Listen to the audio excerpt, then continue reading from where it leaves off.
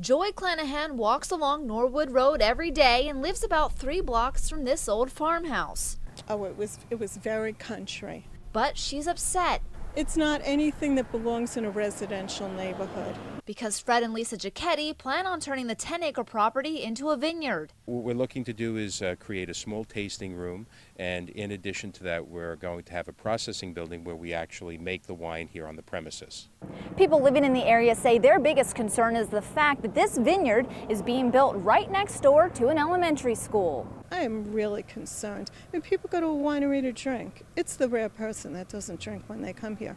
I mean, think of all those people leaving this road and drinking. The Northport East Northport School District is against the proposed project. The Giacchettis insist the vineyard will not be open in the early morning hours when elementary kids are walking along Norwood Road to get to school. They also don't want to play host to weddings or large parties. I feel like Northport is a quaint little town. We've got the harbor, we've got the Engelman Theater, and a quaint vineyard where people can come and enjoy a Saturday or a Sunday with their family and sit and overlook the vines. I think would just be a nice addition. The Giacchettis still need approval to make wine and build a tasting room. But if everything goes according to plan, the Giacchettis should be open for business by this summer, something Clanahan hopes doesn't happen. This is disaster for me, and it's a residential area. What's going on here? Hopefully, it's never in place.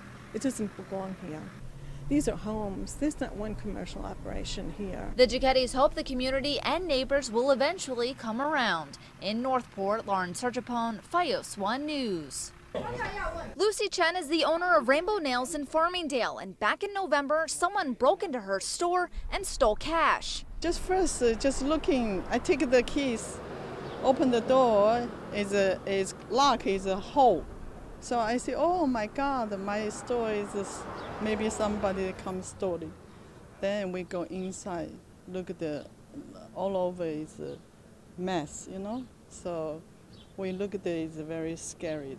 On Wednesday, Nassau County Police arrested 55-year-old Francisco Laboy. He allegedly broke into at least 4 nail salons across Nassau County. And according to detectives, the suspect broke into Lucy's Nails here twice.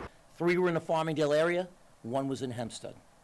Cash was taken in all the incidents, and 1 laptop was taken as well at one of the locations. Haribal Rana is the owner of Main Discount Store in Hempstead. He works next door to Lucky Nail Salon, which was burglarized back in January. It was very bad, we are neighbor, and especially if something happened like this, it's not a good things for business, Detectives say Laboy broke into these nail salons by tampering with the cylinder locks on the doors. They say it's an easy way for criminals to break in. Basically, it involves punching out the key lock, all right, the cylinder itself, about this little bit bigger than the size of a quarter, maybe the size of a silver dollar, all right, and manipulating the door so that it opens without breaking any glass at all. Since the burglary, Chen says she changed her salon's locks and is hoping to put the whole ordeal behind her. Yeah, I'm so happy, very happy. It's catch him. Everybody is happy. Laboy is charged with 3 counts of burglary and 1 count of attempted burglary. Nassau County Police are also investigating more than a dozen other cylinder lock break-in cases. No word yet on whether Laboy may have been involved. In Farmingdale, Lauren Sergipone, FiOS 1 News.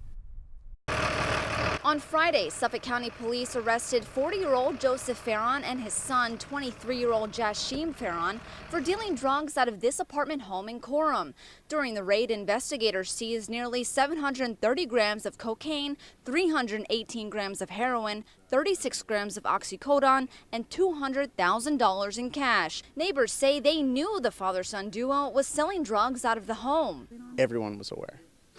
It was constant cars pulling up, leaving their engines running, and driving away in 5 or 10 minutes, all day, all night. Other neighbors we spoke to say they called police multiple times complaining about the suspicious activity, and that's what sparked detectives to catch the 2 suspects. People shouldn't have to go out and get their paper and see someone completely strung out getting the next fix at the neighbor's house. Suffolk County Police Acting Commissioner Tim Sini says Special Operations Team detectives will now be placed in every precinct throughout Suffolk County. They'll talk with residents and gather information about possible drug houses in communities. So with this hyper focus on drug houses, residences where drug dealing is occurring.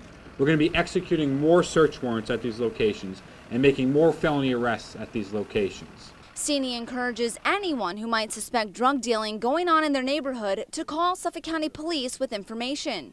I think it's great. I think they're actually listening to the people, because everyone knew about this for a long time, but we were told that unless you see something, which you never physically saw anything, that they couldn't do anything. But everyone knew. Now the father and son arrested on Friday are charged with possession of a controlled substance, among other charges. In Coram, Lauren Sarchapone, FiOS 1 News.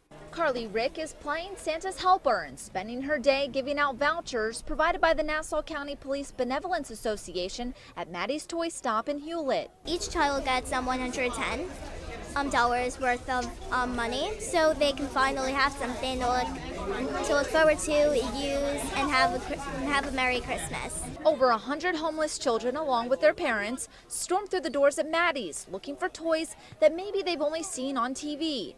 For many of these kids, they don't have a Christmas tree where they'll find presents tomorrow morning.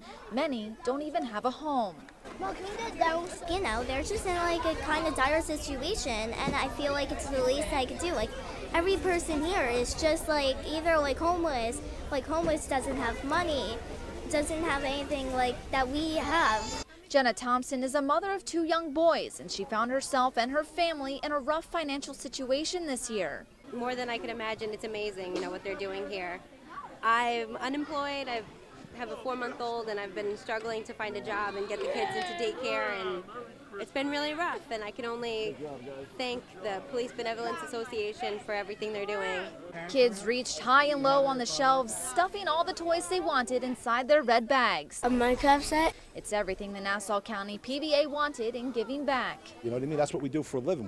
We're always giving back, and I think it's good that these kids and the community knows that we're not just there when there's something bad is happening, but we want to be there to show that we do good things too.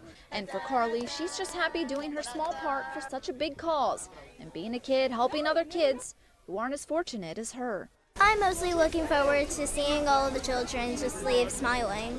In Hewlett, Lauren Sarchapone, FiOS 1 News.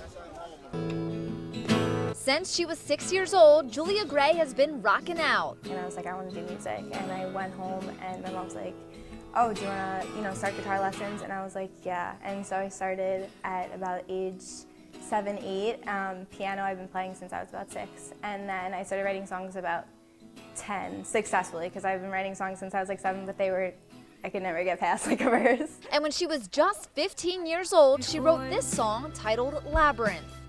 The line was disconnected. It's just, about this guy who falls in love with a girl who's completely out of his league, and she dies in a car accident, and he never gets to tell her how he feels. Labyrinth will now compete in the final round at the International Songwriting Competition. It's where amateur musicians can have their songs heard by the biggest names in the business. Today, I found out that I was finalist, and I just couldn't, I was like, I never thought that, it would happen. When it's there, it's just so real. In the final round, Labyrinth will compete against 14 other songs. A panel of unknown celebrity judges will decide which song has what it takes to place. I wouldn't even, I wouldn't even know what to do. It would just, push me further to do more things with my music. And if her song doesn't win, that's okay. She'll continue inspiring people with her performances across Long Island. At the end of the day, if I'm performing for people and there's one person who's affected by my music, my whole entire life is made. The winners will be announced at the end of April. In Smithtown, Lauren Sarchapone, FiOS 1 News.